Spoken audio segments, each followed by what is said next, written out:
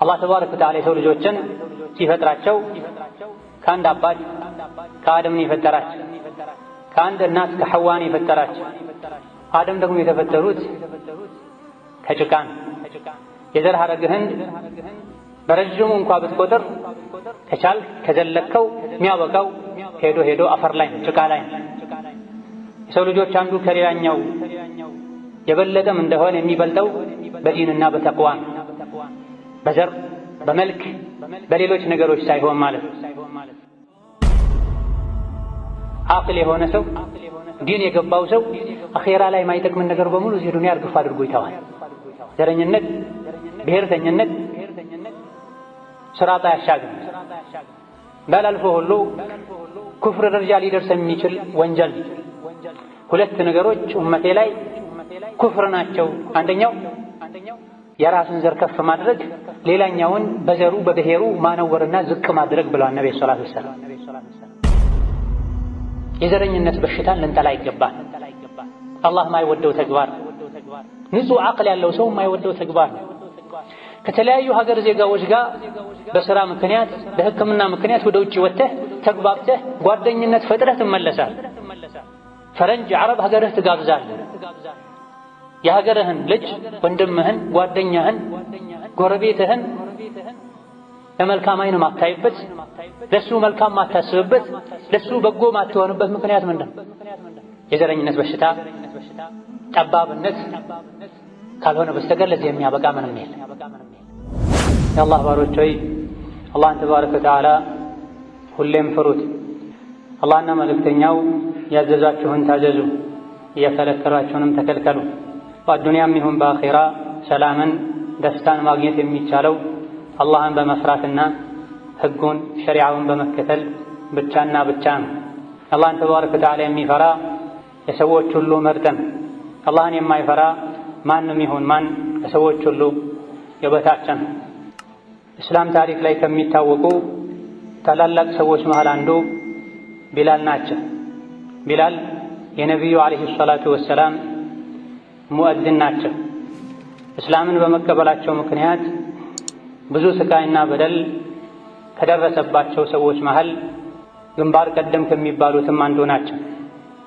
ይህ ታላቁ ሰሓቢ ቢላል ኢብኑ ረባህ አልሐበሺ ከዕለታት አንድ ቀን ከትልልቅ ከዓረብ ጎሳዎች መሃል አንዱ ከሆነ ሰሓቢ ጋር አንድ ቦታ ላይ አብረው ቁጭ ባሉበት ሌላኛው ሰሓቢ እያወራ እየተናገረ ሳለ ቢላል ኢብኑ ረባህ ጣልቃ ገብተው ለመናገር ሞክረው ነበር።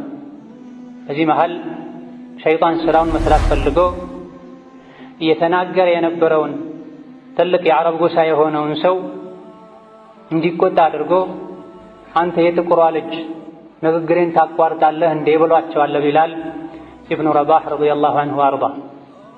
ቢላልም በጊዜው በተባሉት ነገር ተሰምቷቸው ያልከኝን ወላሂ ለነቢይ ሄጄ እነግራቸዋለሁ ብሏል። ለነቢዩ ዓለይሂ ሰላቱ ወሰላም በተነገራቸው ጊዜ እጅግ በጣም ተቆጥተዋል። ፊታቸው ሁሉ ቀልቷል።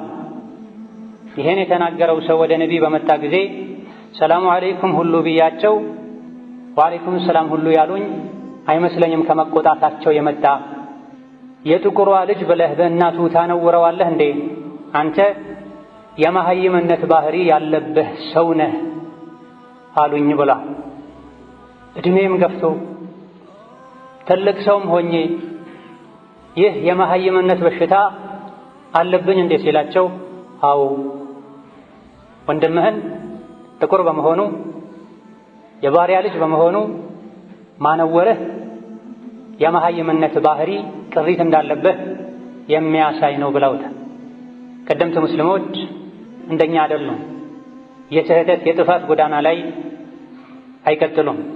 በዚህ እጅግ በጣም ደንግጦ ቢላልን ፈልጎ አፈር ላይ ተደፍቶ አንተ የተከበርክ ሰው ና እኔ አፈሩ ላይ ፊቴን አስተኛልሃለሁ በእግርህ ፊቴን ረገጠው ብለዋቸው ቢላል ረዲየላሁ ዐንሁ ወአርዳህ በጭራሽ ፊትህን በእግሬ አልረግጥም ተነስ ብለው አቅፈውታል።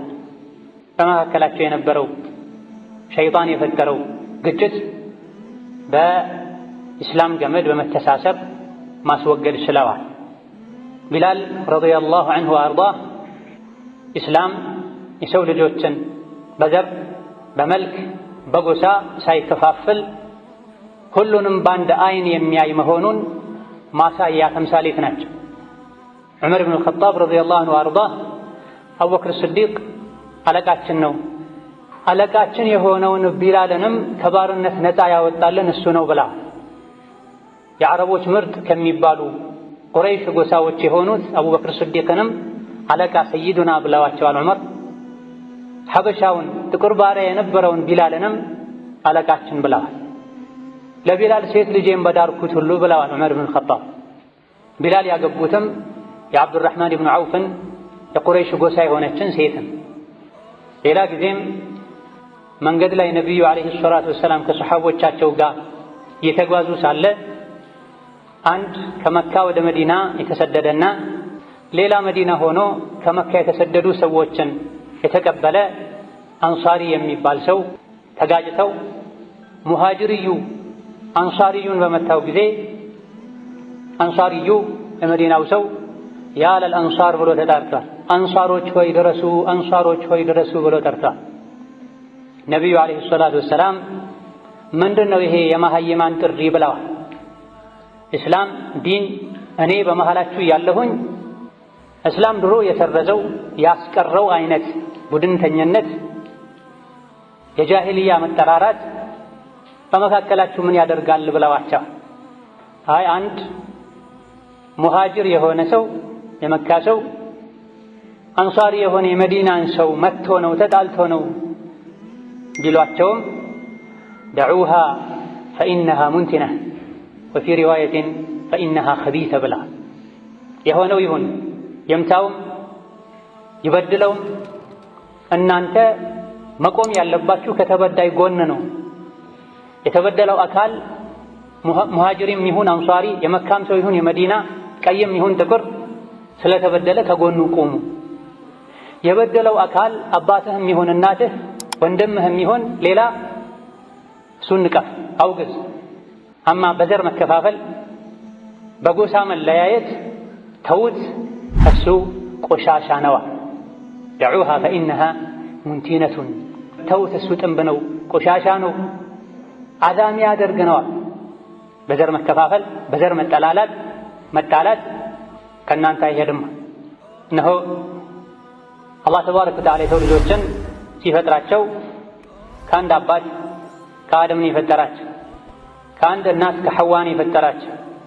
አደም ደግሞ የተፈጠሩት ከጭቃ ነው። የዘር ሐረግህን በረጅሙ እንኳ ብትቆጥር ከቻልክ ከዘለከው የሚያበቃው ሄዶ ሄዶ አፈር ላይ ጭቃ ላይ ነው። የሰው ልጆች አንዱ ከሌላኛው የበለጠም እንደሆነ የሚበልጠው በዲንና በተቅዋ ነው።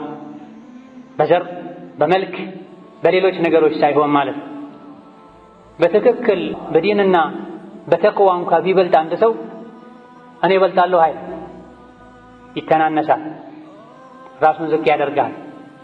ትናንት ማን ምን እንደነበረ ዞር ብሎ ያስባል። እነሆ ምድርን ከሚያበላሹ የሰው ልጅን ከሚያረክሱ አጥፊ ወንጀሎች መሃል አንዱ ዘረኝነትን፣ ወገንተኝነትን፣ በሀገር በክልል በመልክ በቋንቋ በኑሮ ደረጃ መከፋፈል ገዳይ በሽታ ነው። ከቫይረሶች ሁሉ የከፋ ከካንሰር ሁሉ የከፋ በሽታ ነው። ዲን ዱንያን የሚያወድም ነው። ለዚህም ነው ነቢያችን ሰለላሁ ዐለይሂ ወሰለም ደዑሃ ተዋትችን ዘረኝነት የምትባለዋን በሽታ እሷ ቆሻሻ ናት፣ እሷ አዛ የምታደርግ ናት በማለት ያስጠነቀቁት ለዲንም ይሁን ለዱንያ ጥቅም ስለሌለው። እስላም ዘረኝነትን ወገንተኝነትን ተዋግቷል። ዘረኝነትን ወገንተኝነትን ለማጥፋት ያግዛሉ የሚባሉ ነገሮችን በሙሉ ደንግጓል። ለዘረኝነት ሰበብ ይሆናሉ የሚባሉ ነገሮችን ደግሞ በራቸውን ዘጋግቷል። የሰው ልጆች በሙሉ የተፈጠሩት ከአደም ነው፣ አደም የተፈጠረው ከአፈር ነው ብለዋል አለይሂ ሰላቱ ወሰላም። አረብ ካልሆነው አይበልጥም፣ ቀይ ከጥቁር አይበልጥም አላህን በመፍራት እንጂ ብለዋል። ሰዎችን በመልካቸው በዘራቸው ያነወረን ሰውም አንተ መሀይምነት ያለብህ ሰው ነህ ብለዋል አለይሂ ሰላቱ ወሰላም። ዘረኝነት፣ ወገንተኝነት ብሎ ማለት አንድ ሰው ሰዎችን በመልክ በዘር በቦታ ከፋፍሎ አንዱ ከሌላኛው ይበልጣል፣ መልክን ዘርን ቋንቋን መሰረት አድርጎ እኔ ከገሌ ይበልጣለሁ ብሎ ማሰብ ማለት። አላህ ተባረከ ወተዓላ የሰው ልጆችን የፈጠረው እሱ ነው። ዘራቸውንም መልካቸውንም የመረጠው አላህ። የተኛውም የሰው ልጅ ሲወለድ ሲፈጠር የራሱን መልክ መርጦ ጾታውን መርጦ ዘሩን መርጦ የተፈጠረ የለም። አላህ ተባረከ ወተዓላ መርጦ በፈጠረው ባደረገው ነገር ላይ ጣልቃ መግባት፣ ሰዎች ምርጫቸው ባልሆነ ነገር ላይ እንዲያፍሩ እንዲሸማቀቁ ማድረግ የዓቅልም የዲንም ማነስ በል መጥፋትን። ዘረኝነት ሰዎችን በመልክ በቋንቋ መከፋፈል፣ አንዱን ከፍ ሌላኛውን ዝቅ ማድረግ ለዱንያም ይሁን ለአኼራ ይጎዳል እንጂ አይጠቅም። የተኛውም ሀገር ላይ ዘረኝነት ካለ ሰዎችን ከፋፍሎ ማየት ካለ አላህ እኩል አድርጎ እንደ ማበጠሪያ ጥርስ የፈጠራቸው የሰው ልጆችን የኔ የምትለውን ከፍ የኔ አይደለም የምትለውን ዝቅ የምታደርግ ከሆነ እንዲህ አይነት በሽታ እንዲህ አይነት አመለካከትና አስተሳሰብ የሰፈነበት ሀገር ይበታተናል። ወደ ታች ነው የሚወርደው፣ ወደ ላይ ማደግ አይችልም።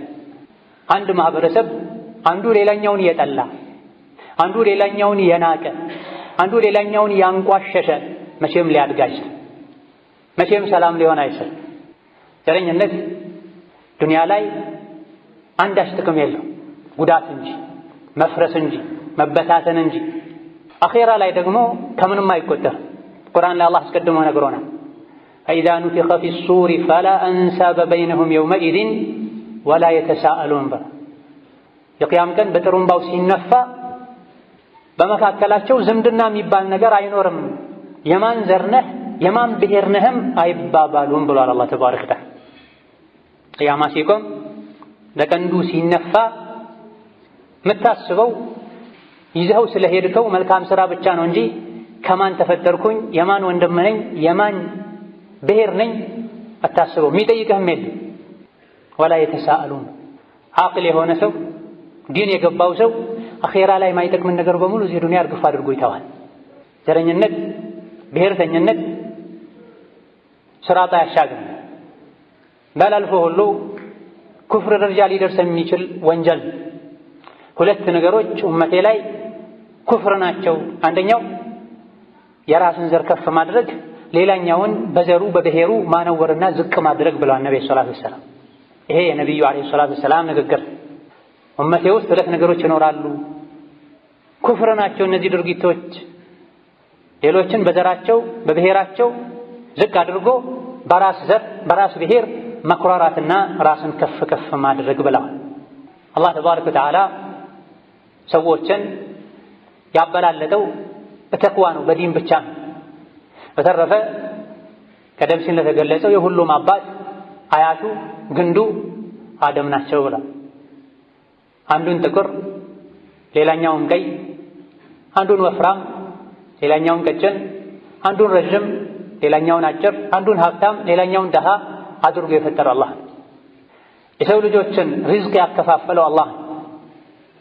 የሰው ልጆችን አንዱ የዓለም አንደኛው ጫፍ ላይ ሌላኛው ጫፍ ላይ እንዲኖር ያደረገው አላህ። አንተ ዱንያ ላይ በአንድ በር ገብተህ በሌላኛው በር የምትወጣ ጊዜያዊ ነዋሪ ነህ። ዱንያ ለሁሉም ትበቃለች። ሁሉም ዱንያ ላይ እንዲኖሩ ብሎ ነው አላህ ሰው ልጆችን የፈጠራቸው። አንተ ቀድርህን ደረጃህን አላውቅ ብለህ ለራስህ የፈጣሪን ቦታ የአላህን ቦታ ሰጥተህ አንዱን ከፍ ሌላኛውን ዝቅ ልታደርግ ወጨራሽ አይገባም። አላህ የዘረጋለህ ምድር ላይ የኖርክ የረዘቀህን የበላህ አላህ አክብሮ የፈጠራቸው የሰው ልጆችን አክብረህ ልትኖር ይገባሃል። ወለቀድ ከረምና በኒ አደመ ማ ቃለ ወለቀድ ከረምና አልዓረበ አልዓጀመ አልአብየደ ወልአስወደ አላት። ነጮችን ከፍ አደረግናቸው፣ አረቦችን ከፍ አደረግናቸው፣ ጥቁሮችን ዝቅ አደረግናቸው። እገሌ የሚባለውን ብሔር የህዝቦች ቁንጮ ምርጥ አደረግን አላለም። የሰው ልጅን አከበር ነው ነው። የሰው ልጅ የተባለን በሙሉ ደረጃውን ልታውቅ ሐቁን ልትጠብቅ እንዳንተ የሰው ልጅ እንደሆነ አቅል እንዳለው ልብ እንዳለው ፍላጎት እንዳለው ልታውቅና የሁሉንም ሐቅ ልትጠብቅ ይገባል። ካፍር አይሁዲ ሞቶ በነቢዩ አጠገብ ጀናዛው ሲያልፍ ነቢዩ ዓለይሂ ሰላቱ ወሰላም ተነስተው ቆመዋል። ያ ረሱላላህ አይሁዲ እኮ ነው ሲሏቸው አለይሰት ነፍሰን ብላ አይሁዲ ቢሆን ካፍር ቢሆንስ የሞተችው የጠፋችው ነፍስ አይደለችም እንዴ ብላ ዓለይሂ ሰላቱ ወሰላም። هذا هو الإسلام። ሰው ልጆች የሚበላለጡት በዲናቸው በተቅዋቸው ነው። ተቅዋና ዲን ደግሞ ለሰዎች እንድታዘን ለሰዎች ኸይር እንድታስብ ነው የሚያዝህ እንጂ በተቅዋ በዲን እንኳ ብትበልጥ እኔ እበልጣለሁ ብለህ አታወራም። እኔ ብቻ ልኖር ሌላኛው ይጥፋ አትልም። እኔ ብቻ ነኝ ንጹህ ቅዲስ ከኔ ውጭ ያለው በሙሉ ኢብሊስ ነው ልትል አይገባም። ነቢዩ ሙሐመድ ዓለይሂ ሰላቱ ወሰላም የሰዎች ምርጥ ናቸው። የመካ ሰዎች አባረዋቸው፣ መግቢያ አሳጥቷቸው ስደተኛ ሆነው መዲና ሄደው መጨረሻ አላህ ተባረከ ወተዓላ የሰብራቸውን ውጤት አሳይቷቸው ድል አድርገው መካ ሲገቡ አንገታቸውን ዝቅ አድርገው ግንባራቸው የኮርቻቸውን የፊት ለፊት እጀታ ሲነካ ድረስ አቀርቅረው ነው የገቡት። አላህን ያላቁ አላሁ አክበር እያሉ ከጓደኞቻቸው ጋር መንገድ ሲሄዱ አርፈው ምግብ መስራት ሲፈልጉ አንደኛውን ውሃ ቅዳ፣ ሌላኛውን ምግብ አዘጋጅ፣ ሌላኛውን የሆነ ነገር አድርግ ብለው ተደግፈው አይቀመጡም ነው። ወይም እንጨት ሊለቅሙ ይሄዳሉ፣ ወይም ውሃ ሊያመጡ ይሄዳሉ፣ ወይም ምግብ ያበስላሉ። ዓለይሂ ሰላቱ ወሰላም ከሳቸው የበለጠ ታላቅ ማንም የለም። ትክክለኛ ታላቅ ራሱን ዝቅ ያደርጋል። ውስጥ ላይ ጉድለት ያለበት ነው ራሱን ከፍ የሚያደርግበት ነገር እየፈለገ እኔ በሀብት እበልጣለሁ፣ እኔ በዘር እሻላለሁ፣ ሙያ ይበልጣለሁ ያለ ራሱን ከፍ የሚያደርግበትን ነገር የሚፈልገው። ለምትወደውም ለምትጠላውም የኔ ለምትለውም የኔ አይደለም ለምትለውም ኸይር ታስባለህ፣ መልካምን ትመኛለህ። ያበላሸው ያጠፋው ነገር ካለም ለማስተካከል ጥረት ታደርጋለህ። ትክክለኛ ትልቅነት ውስጥህ ላይ ካለ ማለት ነው። ሸይኹል ኢስላም ኢብኑ ተይሚያ ረሒመሁላህ ተዓላ እንደጠቀሱት ቁርአን ውስጥ አንዲት አንቀጽ እንኳ የለችም የሰው ልጆችን በዘራቸው ምክንያት ከፍ የሚያደርግ በዘራቸው ምክንያት ዝቅ የሚያደርግ ብላ። ቁርአን ውስጥ ካሉ 6236 አካባቢ አንቀጾች ውስጥ በአንድ አንቀጽ እንኳ አላህ ተባረከ ወተዓላ የተኛውንም ሰው በብሔሩ በዘሩ ከፍ አላደረገም፣ በዘሩ በብሔሩ ዝቅ አላደረገም። ይልቅ ቁርአን ውስጥ ሰዎችን አላህ ከፍ የሚያደረጋቸው ዝቅ የሚያደረጋቸው በኢማናቸውና በኩፍራቸው ምክንያት ነው ብላ። ኢማን ካለው ተቅዋ ካለው ኸይር ስራ ካበዛ ትልቅ ሰው ነው፣ ቁርአን ከፍ ያደርገዋል። ከሰባት ሰማይ በላይ ሁሉ እስኪወጣ ድረስ መጨረሻ ላይ ሲሞት ገና ከመሞቱ ሩሑ ሰማይ ትወጣለች። ቅያማ ሲቆም ከሰባት ሰማይ በላይ ያለው ጀነት ውስጥ ይኖራል። ዱንያ ላይ ደግሞ ጠባዩ ሲበላሽ ስራው ሲበላሽ አምባገነን ሲሆን ሰብአዊ ባህሪን ትቶ እንስሳዊ ባህሪ ሲላበስ እኔ ብቻ ልብላ እኔ ብቻ ልኑር ሲል ሲሞት እንኳን ነፍሱ ወደ ሰማይ መውጣት አትችልም። አንደኛው ሰማይ በር አይከፈትላትም። ላ ትፈተሑ ለሁም አብዋቡ ሰማ። ከሰባት ምድር በታች ያለ ትልቅ ቋጥኝ ውስጥ ነፍሳቸው እዛ ትቀበራለች። ቅያማ ቆመው ጀሀነም ሲገቡም ጀሀነም ያለችው ከባህር ስር ነው፣ ምድር ውስጥ ነው ያለችው። ይህ ሰውን ከፍ የሚያደርገው መልካም ስነ ምግባሩን፣ መልካም ስራውን፣ መልካም ስብዕናውን እንጂ ዘሩ መልኩ ብሩ አይደለም። መልካም አኽላቅ ካለ ትክክለኛ ማንነትን የምታውቅ ከሆነ ከዙሪያ ያሉ በሙሉ ወገኖችህ ናቸው፣ ወንድሞችህ ናቸው። ከአንድ ማህፀን ለወጡ ወንድም እህቶች እንደምታዝነው ለሱም ታዝናለህ ሰው በመሆኑ። አስተሳሰብህ አመለካከትህ ሲበላሽ ግን ሰው የምትለው አንተን የሚመስልን ብቻ ነው። አንተን ያልመሰለ በቋንቋ በብሔር በዘር ሰው አይመስልም። እስላም ይሄን ሊያጠፋ ነው የመጣው፣ ይሄን ሊዋጋ ነው የመጣው። ነቢያችን ዓለይሂ ሰላቱ ወሰላም ዘረኝነትን ቀብረውት ነው የሄዱት። ተውትም ብለዋል፣ ፈልገን ቦርብረን እንዳናወጣው። ደዑሃ ተውት ዘረኝነትን እሱ ቆሻሻ ነው ብለው አዳ ያደርጋል ያዋርዳል ብለዋል። ልጠላው ይገባል ብለዋል። ነቢ ተወው ያሉህን የቀበሩትን ቦርቡራ ልታወጣ ይገባል። ድል አግኝተው መካ ሲገቡ ያስተላለፉት መልእክት አለ፣ በቃልም በተግባር መካ በቁጥራቸው ስር እንደሆነች መካ ላይ የነበረን ሰዎችን በደረጃ የመከፋፈል በዘር በመልክ የመለያየትን እምነት አንድ ብለው አስወግደዋል። ኹጥባ ንግግራቸው ላይ የሰው ልጆች በሙሉ እኩል እንደሆኑ የተበላለጡም እንደሆነ በተቅዋ በዲን በኢማናቸው እንደሆነ የሚያሳይ ንግግር አድርገዋል። ቢላል ኢብኑ ረባህን ትናንት መካ ላይ በእምነቱ ምክንያት በመልኩ ምክንያት የመካ ሕፃናት እንዲጫወቱበት ያደርጉ የነበረውን ሰው የተከበረችው ካዕባ ላይ ወጥቶ አዳን እንዲል አድርገዋል ነቢዩ ዓለይሂ ሰላቱ ወሰላም። አረቦች ዘንድ ለካዕባ ያለው ክብር ይታወቃል።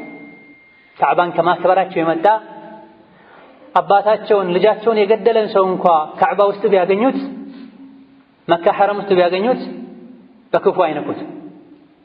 ካዕባን ለመኻደም የሚችሉትን ሁሉ ያደርጋሉ። ትልቅ ክብራቸው ካዕባን መኻደም ነው። እንዲህ አይነቱ የተከበረ ቤት ላይ አይደለም ትናንት ባሪያ የነበረ ጥቁር ሰው ቀርቶ የነሱ ዘር የሆነም ሰው በቀላሉ አይወጣም፣ በቀላሉ አይገባም። ነቢ ዓለይሂ ሰላቱ ወሰላም ሰዎች ሰው በመሆናቸው ብቻ መከበር እንዳለባቸው፣ ሰዎች ሰው በመሆናቸው በአንድ አይን እንድናያቸው ለማስተማር ቢላል ሆይ ተነስ ካዕባ ላይ ወጥተህ አዛን በል ብለውታል። ሰዎች ግራ ተጋብተዋል። ነቢይ ግን መልእክታቸውን ያስተላለፉ ሰው ሰው ነው። መልኩ፣ ምላሱ፣ ክልሉ፣ ሀገሩ ከፍም ዝቅ የማያደርገው። ሲራ ላይ እንደተነገረው አንዱ የእስላም መልእክት የነቢዩ ዓላማ ያልገባው ሰውን በመልኩ በዘሩ ከፍ ዝቅ የሚያደርግ ሰው ቢላልን ካዕባ ላይ ባየ ጊዜ አልሐምዱሊላህ እንኳንም አባቴ ይሄን ውርደት ሳያይ ሞተ ብሏል። ጥቁር ሰው እንደነሱ ወረሺ ያልሆነ ሰው ካዕባ ላይ መውጣት እሱን ሳያዩ መሞትን ሁሉ እንዲመኙ የሚያደርግ ውርደት ነበር እነሱ ጋር። ከዛ በኋላም ቢላል ሙእዚን ሆኖ ቀጥሏል። ነቢዩ ዓረብ ነው። ወደ ሶላት ጥሪ የሚያደርገው አሕጀም ጥቁር ባሪያ ነው። ትናንት መካ ላይ ሕፃናት የሚጫወቱበት የነበረ ሰው ሰዎችን በዘር በብሔር በቋንቋ በክልል ከፋፍለህ አይተህ የኔ የምትለውን ማቅረብ መውደድ፣ የኔ አይደለም የምትለውን መጥላት ከአላህ ተባረከ ወተዓላ ጋር መጣላት ከሙስሊም የሚጠበቅ ተግባር አይደለም። ከሙስሊምም አልፎ አቅል ካለው ሰው ልቦና ካለው ሰው ማይጠበቅ ተግባር ነው።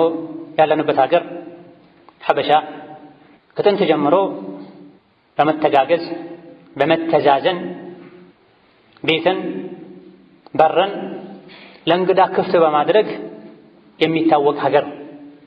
ኢትዮጵያ ውስጥ የሚኖሩ የተለያየ ሃይማኖትና ዘር ብሔር ያላቸው ሰዎች ሀገራቸው ላይ አብረው በጉርብትና በስራ በዝምድና ተሳስረው የሚኖሩ ሰዎች ናቸው። ተጋብተው የሚኖሩ ሰዎች ናቸው። አላህ ተባረከ ወተዓላ አስፍቶ የፈጠረውን ከውን እኛ አጥብበን ልናየው አይገባም። ማን ነው ኢትዮጵያ ውስጥ የሚኖር ከሌላ ብሔር ጋር ወይም የጉርብትና ወይም የአማችነት ወይም የሥራ ወይም የወዳጅነት ትስስር የሌለው ማን ያለ? አንድ ግቢ ውስጥ የተለያዩ ብሔር ያላቸው ሃይማኖት ያላቸው ሰዎች አብረው ይኖራሉ። ከአንድ ቧንቧ ውሃ ይጠቀማሉ። ከአንድ ማብሰያ ቤት አብረው ያበስላሉ። ይሄን አላህ ተባረከ ወተዓላ በፈቀደው መልኩ ከተጠቀምከው ሸሪዓ አይከለክልህም። አብረህ መኖር ያለብህ የራስን ሃይማኖት ከሚከተል ብቻ ነው መሆን ያለበት፣ የኔ ከምትለው ብቻ ብሔር ነው መሆን ያለበት የሚል መመሪያ የለም። ነቢያችን ዓለይሂ ሰላቱ ወሰላም አልሙስሊሙ አኹል ሙስሊሚ በላ፣ ሙስሊም ለሙስሊም ወንድም ነው በላ። አረብ ለአረብ፣ ፈረንጅ ለፈረንጅ፣ ሐበሻ ለሐበሻ ወይም ደግሞ ወደ ውስጥ ገብተው በብሔር ደረጃ እገሌ የሚባለው ብሔር ለገሌ ወንድም ነው ከዛ ውጭ ያለው ጠላት ነው ወይም ምኑም አይደለም አላል። ቁርአን አስተሳስሮሃል ከሙስሊም ወንድምህ ጋር። ሙስሊም ካልሆኑ ወገኖች ጎረቤቶችህም ጋር ደግሞ በጎ እንድትሆን ቁርአን አዟል፣ አስተምሯል። ስለ ጉርብትና ሲያስተምር ቁርአን ወልጃሪ ዚል ቁርባ ወልጃሪ ልጁኑቢ ወሷሒቢ ቢልጀንቢ ብሏል። የሥጋ ዝምድና ያለውን ጎረቤትህን በደንብ ጠብቀው ተንከባከበው። የዲን ትስስር ያለህን ጎረቤትህን በደንብ ጠብቀው ተንከባከበው። የሥጋም ይሁን የዲን ዝምድና የሌለህን ጎረቤትህንም ጠብቀው ተንከባከበው ብሏል። ቁርአን በርካታ አንቀጾች ላይ ስለ ጎረቤት አስተምሯል። ወሀከዛ አላህ ምድርን በተለይ ሀገራችንን ለም አድርጎ ሰፊ አድርጎ ፈጥሯል። የተኛውም ኢትዮጵያ ላይ የሚኖር ሰው የተኛውም አካባቢ ላይ ሄዶ ሰርቶ ከብሮ ጌታውን ያመለከ መኖር ይችላል። ይሄን አላህ ይፈልጋል። ፈሲሩ ፊል አርዲ ምድር ላይ ተንቀሳቀሱ፣ የአላህን ፍጥረታት እዩ፣ ከሪዝቁ ብሉ ብሏል። ይሄን ሰፋ ያለ አመለካከት መያዝ ስንተው አመለካከታችንን አስተሳሰባችንን ስናጠበው ምን ጎዳው ራሳችንን። እዚህ አካባቢ ላይ መኖር ያለበት እገሌ የሚባል ሰው ብቻ ነው፣ እኔ መወዳጀት በጋብቻ መተሳሰር ያለብኝ እገሌ ከሚባል አይነት ብሔር ብቻ ነው ባልክ ቁጥር አላህ ያሰፋውን ታጠባል። የማጥበቡ ጉዳት ላንተው ነው የሚሆን። ሰዎችን በዘራቸው በመልካቸው በኑሮ ደረጃቸው ስትከፋፈል በዛው ልክ ልብህ እየጠበበ ይመጣል። መቼም ምድር ላይ ያሉትን በሙሉ ጠራርጋ አስወግደህ የኔ የምትለውን ብቻ ማኖር አትችልም። የኔ ያላልካቸውን ማስወዳቸውን ባየህ ቁጥር ደግሞ ልብህ ይጠባል። ምንም ማድረግ ለማትችለው ነገር ትጨናነቃል። ይህን ሸሪዓ አይፈቅድልህም። ነቢያችን ሰለላሁ ዐለይሂ ወሰለም መካ ላይ ከሙሽሪኮች ጋር ኖረዋል። እንዴት ነው የኖሩት? መዲና ላይ ከአይሁዶች ጋር ኖረዋል፣ ከሙናፊቆች ጋር ኖረዋል። እንዴት ነው የኖሩት? ከዛ በኋላ አቡበክር፣ ዑመር፣ ዑስማን፣ አሊ ብን አቢ ጣሊብ፣ ሙዓዊያ ሌሎችም እስላምን ገዝተዋል፣ ሙስሊሞችን ገዝተዋል፣ አስተዳድረዋል። ብዙ እስላማዊ ሀገራትን ከፍተዋል። በሄዱበት ሁሉ ሙስሊም ያልሆኑትን ጠራርገው ያስወገዱ ሙስሊም ብቻ አልነበረም የሚያኖሩት። በሄዱበት ሁሉ ቁረሺ የሆነ ዓረብ የሆነም ብቻ አልነበረም የሚያሳድጉት የሚሾሙት። የሰው ልጆች በሙሉ እንዳንድ ማበጠሪያ ጥርስ ናቸው በማለት ነብዩ ሰለላሁ ዐለይሂ ወሰለም የሰዎችን እኩልነት አውጀዋል፣ ተናግረዋል። በዲናቸው በአቂዳቸው መበላለጣቸውን እናምናለን፣ እናከብራለን። በዲን በአቂዳ በኢማን መብለጥህ በአስተሳሰብም ጭምር መብለጥን የሚያሳይ መሆን እንጂ ያለበት ሌሎችን ዝቅ ማድረግን፣ ሌሎችን ለመበደል ለመጨቆን ማሰብን ሊያስከትል በጭራሽ አይገባም። ይህ መሆን ሲገባው እኛ ነገሮችን አጥብበን አይተን በዘር በመልክ በቋንቋ ምንከፋፈል ምንናናቅ ከሆነ የኔ የምንለውን መላኢካ የኛ ያልሆነውን ደግሞ ሸይጣን የምናደርግ ከሆነ የኛ የምንለው ጥፋት ሲያጠፋ ሺህ ምክንያት ምንደረደርና የኛ አይደለም የሚባል ደግሞ ሲያጠፋ አንዷን ጥፋት በሺህ የምናባዛ ከሆነ የኛ ከምንለው የምናየውን ነገር በሙሉ መልካም፣ የኛ ከማንለው የምናየውን ነገር በሙሉ መጥፎ ምንል ከሆነ ይህ የሰው ባህሪ አይደለም። ዑለሞች የሰዎችን ባህሪ ወደ 6-7 ተከፋፍለዋል። እንደ አውሬ የሚያደርጋቸው ሰዎች እንዳሉ፣ እንደ ሸይጣን የሚያደርጋቸው ሰዎች እንዳሉ፣ እንደ ቤት እንስሳ እንደ ከብት የሚያደርጋቸው ሰዎች እንዳሉ ተናግረዋል። ከዚህ ሁሉ ምድራዊ ስሜት ወጥተህ ሰማያዊ ስሜት ሊኖርህ ይገባል። እዚህ ዱንያ ላይ የመጣሁት ልሰግድ፣ ሰደቃ ልሰጥ፣ ሐጅ ላደርግ፣ የሰዎችን ሐቅ ልጠብቅ፣ ከዛ በኋላ አልፌ ጀነት ልገባ ነው። እስከዛ ባለው ማንንም ሳልጎዳ ማንንም ሳልበድል መኖር ነው የምፈልገው። እናንተ የሰው ልጆች ሆይ ሰላምታ አብዙ፣ የተራበን መግቡ፣ ዝምድናን ቀጥሉ፣ ሌሊት ላይ ተነስታችሁ ሶላት ስገዱ፣ በሰላም ጀነት ትገባላችሁ እንጂ ለወንድማችሁ ጉድጓድ ቆፍሩ፣ ወንድማችሁ ላይ ተኩራሩ፣ ራሳችሁን ከፍ አድርጉ፣ ሌላውን ዝቅ አድርጉ፣ ሰብስቡ፣ አታብሉ፣ ቆጥቡ የሚል መመሪያ የለም እስላም። እንድናበላ ከተገፋፋንበት አጋጣሚ አንዱ ምርኮኛን አብሎ ነው የተባልነው ቁርአን ላይ። የጀነት ሰዎችን አላህ ባህሪያቸውን ሲነግረን ወዩጥዒሙነ አጠዓመ ዐላ ሑቢሂ ምስኪነን ወየቲመን ወአሲረን ብላ። ትክክለኛ የጀነት ሰዎች ምግብ ይመግባሉ ለየቲም ወላጁን ላጣ፣ ለአቅመ ደካማ የዕለት ገቢው ማይበቃው ለሆነ ሰው፣ ወአሲራ ምርኮኛ ለሆነ ሰው።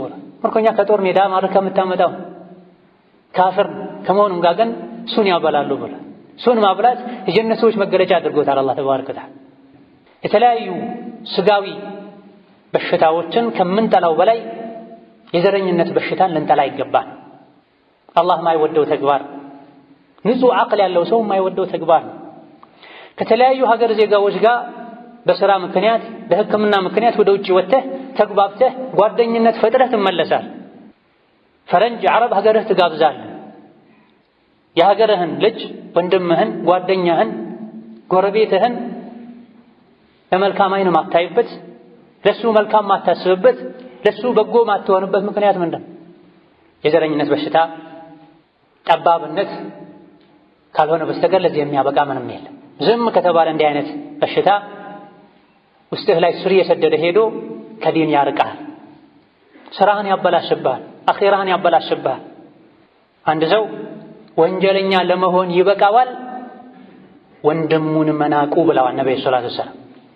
ዛሬ አንዱ ሌላኛውን በዘሩ ብቻ ይንቀዋል። ተወሱማ እገሌ የሚባል ብሔር ነው ብለሃል፣ ሌላ ወንጀል የለበትም፣ ወንጀሉ እገሌ የሚባል ብሔር መሆኑ። ፈኢና ሊላሂ ወኢና ኢለይሂ ራጂዑን የሚያስበው ብዙ መልካም ጎኑን ሰምቶ መጨረሻ ላይ እሱ ያገለ የሚባል ብሔሩ ነው አሁን ካሉት ተው ይላል። ምን አደረገ? ሴቷም ጋር ይሆን ያለ ትዳር ጋብቻም ላይ ይሆን ያለ ማህበራዊ ኑሮ በተለያየ መልኩ ላይ ይህ በሽታ ተጠናውቶናል። መስጂድ ገብተን እየሰገደ ሐጅ ዑምራ እየተመላለሰ እቺን በሽታ ከውስጥህ ነቅለህ እስካላወጣህ ድረስ ነብዩ ለሰሐባው እንዳሉት የጃሂል ባህሪ ያለችብህ አውጣት ነው መባባል ያለ። ወንድምህ ካንተ ጋር የሚሰግድ ካንተ ጋር የሚጾም ካንተ ጋር ሐጅ የሚያደርግ አላሁ አክበር የሚል ወደ ቂብላ የሚዞር ወንድሜ ነው ብለህ አስብ። ከዛ ውጭ ያለ መልኩን፣ ዘሩን፣ ቋንቋውን፣ ብሔሩን የቆሻሻ መሄጃ ላይ ጣሉ። ምክንያቱም ነብዩ ኸቢስ ብለውት ሙንትን ብለውት ካንተ ጋር ልብ ውስጥ ላኢላሃ ኢለላህ የምትልበት ምላስ ውስጥ ሊኖር አይገባም። ካለ አልሰለምክም፣ አላመንክም። እንድንተሳሰር ሸሪዓ ያዘዘን በዲን በተቅዋን በኢማን ዲን ውስጥ ያልገቡትንም ቢሆን በዲንህ በልተህ በአኽላቅህ በልተህ እንድጠራቸው። አንተ ላኢላሃ ኢለላህ ከማለትህ ጋር አንድ ሶፍ ላይ እግር ከእግር ገጥመህ ከመቆምህ ጋር የኔና የኔ ያልሆነ ምትል ከሆነ የኛና የኛ ያልሆነ ምትል ከሆነ ዘርን ቋንቋን መሰረት አድርገህ የምታረግ ከሆነ ሌሎች ወደ እስላም ያልገቡት ወደ ዲን ያልገቡት ስለ እስላም ምን አይተው ምን ማድረኳቸው ወደ ዲን ይመጣል? እኔ በመካከላችሁ ያለው የጃሂልያን የመሃይምነትን ጥሪ ትጠራራላችሁ እንዴ? ተውት፣ እሱ ቆሻሻ ነው ያሉትን ሁሌ ለደጋግሞ ፊት ለፊት ልታደርገው ይገባል። ይሄን በሽታ ማከም ጠራርጎ ማስወገድ ያስፈልጋል። ከልብህም ከቤተሰብህም ከሀገራችን ከማህበረሰባችን ሊወጣ ይገባል። በምን መልኩ ነው ይሄን አውጥተን የሰው ልጆችን አላህ የፈጠራቸውን አላህ በፈጠራቸው መልኩ የምንቀበለው? ለሰዎች በጎ የምናስበው ዘረኝነትን፣ መጠላላትን፣ መቀኛ መሆንን የምናስወግደው ያልክ እንደሆነ መፍትሄዎች አሉ። ዋናው የመጀመሪያው መፍትሄ አላህን ተባረከ ወተዓላ መለመንና ዱዓ ማድረግ።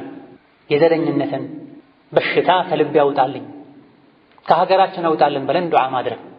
አላህ ተባረከ ወተዓላ የጠየቁትን ይሰጣል። በዱዓ ማይፈታ ችግር የለም። እንደ ቀላል በሽታ ከቆጠርከው እያደረ ቤትህን ያቃጥላል፣ ሀገርህን ያፈርሳል። አንተ የዘረኝነት በሽታ ካለብህ ልጅህም ያንኑ መንገድ ነው የሚከተለው። ምክንያቱም ሁሌ የምታወራው ስለ ዘረኝነት ነው። አንተ ውስጥህ ንጹህ ሆነ ማለት ልጆች ንጹህ ይሆናሉ፣ በአላህ ፈቃድ ቤተሰቦች ንጹህ ይሆናሉ። ከአንተ የበሽታ ካልተወገደ ወደ ልጆቹ፣ ወደ ጎረቤት፣ ወደ ቤተሰብ ይተላለፋል። ከዚያ ጉዳቱ ለሁሉም ይተርፋልና ከራሳችንም ይሁን ከማህበረሰባችን ከሀገራችን በል ከዓለም ዘረኝነትን፣ ጎሰኝነትን አላህ ጠራርጎ እንዲያስወግድ ዱዓ ማድረግ። ሌላኛው መድኃኒት ከዘረኝነት በሽታ አላህ ተባረከ ወተዓላ ያጠራቸው ሰዎችን መቅረብና ጓደኛ ማድረግ። የዘረኝነት በሽታ ያለበት ሰው ጋር ሁሌ ከዋልክ በመሰረቱ አንተ እንዲህ አይነት በሽታ ባይኖርብህም እሱ ያስተጋባብሃል፣ ይጋባብሃል፣ ይተላለፋል። የሰው ልጆች ሁሌ ደጋግሞ የሚያዩት የሚሰሙትን ነገር የመቀበል ባህሪ ያላቸው በተለይ ተፈጥሯቸው አቅላቸው ደካሞች ከሆኑ አንተ መሆን ያለብህ እንደ መስታወት ነው። ብርሃንን ብቻ ነው ወደ ውስጥ የሚያስገባው። ስፖንጅ መሆን የለብህም። የሰጡትን ነገር ሁሉ የሚቀበል የሰጡትን ነገር ሁሉ የሚመስል መሆን የለብህም። ስለዚህ ከእንዲህ አይነት በሽታ ለመዳን ለመውጣት የሰው ልጆችን በሰውነታቸው የሚቀበሉ አላህ ያከበረውን የሰው ልጅ የሚያከብሩ ጓደኞች ጋር መዋል አለ። የዘረኝነት በሽታ ካለባቸው ሰዎችን በመልክ በቋንቋ ከፋፍለው ከፍ ዝቅ ከሚያደርጉ ልትርቅ ይገባሃል። ወከዛሊክ እዚህ ከሚረዱና ከሚያግዙ ነገሮች ሌላኛው ስፈጠር ማን ነኝ ምንድን ነኝ ነገስ ወደ ምንድን ነው የምቀየረው ወዴት ነው የምመለሰው የሚለውን ማሰብ። خلقك الله من ماء مهين ከምትጠየፈው የዘር ፈሳሽ ነው አላህ የፈጠረ። አባትህን አደምን ከጭቃ ከአፈር ነው የፈጠረው። በምንድን ነው የምትኮራው? አንተም የተፈጠርከው ከዘር ፈሳሽ። እናትህ ማህፀን ውስጥ ታፍነህ ቆይተህ ከዛ በኋላ ተወልደህ ላይ ሸንተህ ነው ያደግከው። ከዛ በኋላም ስትኖር ሆድህ ላይ ቆሻሻ ተሸክመህ ነው የምትሄደው። በምንድን ነው የምትኮራው? በምንድን ነው ከሱ ራስን ከፍ አድርገህ የምታየው? ሰዎች ጋር ያለ ነገር ሁሉ አንተ ጋር አለ። ለአንተ አለኝ የምትለው ሁሉ ለሰዎች አለ። አይን፣ እጅ፣ እግር፣ አቅል ሰጥቶ አላህ ፈጥሯቸዋል የሰው ልጆች። ስለዚህ ሌሎችን ዝቅ ከማድረግህ አንተን ከፍ ከማድረግህ በፊት እኔ ማንኝ እነሱስ ማናቸው በል። ነገስ ወደ ምንድን ነው የምቀየረው? ስትሞት ሀብታሙም ደሃውም ወንዱም ሴቱም ሕፃኑም አዋቂውም ያለምንም መከፋፈልና መለያየት አንድ መቃብር ላይ ነው ሄደው የሚቀበሩት። እኔ ሀብታም ነበርኩኝ እገሌ የሚባል ዘር ነበርኩኝ ራቅ በል አትለውም። ቀብር ውስጥ ከጎን የተቀበረውን ሰው ወይም ደግሞ ማንም የኛ ንጹህ ዘር ነውና ለብቻው ለየት ያለ በወርቅ የተነጠፈ መቃብር ውስጥ እንቅበረው ይለኝ። መነሻህና መድረሻህን መጀመሪያህና ፈጻሚህን ካወቅ ሰው አትንቅ። ሰውን በመልኩ በቋንቋው ከፍ ዝቅ አታደርግ። እንዳንተው አላህ ያከበራቸው የሰው ልጆች ናቸው። ጊዜያዊ ችግሮች ገጥሟቸው ዝቅ ሊሉ ይችላሉ። አንተም ራስህ አይደለም ከፍ ያልከው፣ አላህ ነው ከፍ ያደረገህ። ሌሎችም ዝቅ ያሉት ራሳቸው ፈልገው አይደለም ዝቅ ያሉት፣ ቀደር ነው፣ ሁኔታዎች ናቸው ዝቅ ያደረጓቸው። ስንትና ስንት ወድቀው የተነሷል። ሀከዘ ዱንያ ወትልከ ልአያሙ ኑዳዊሉሃ በይነ ናስ።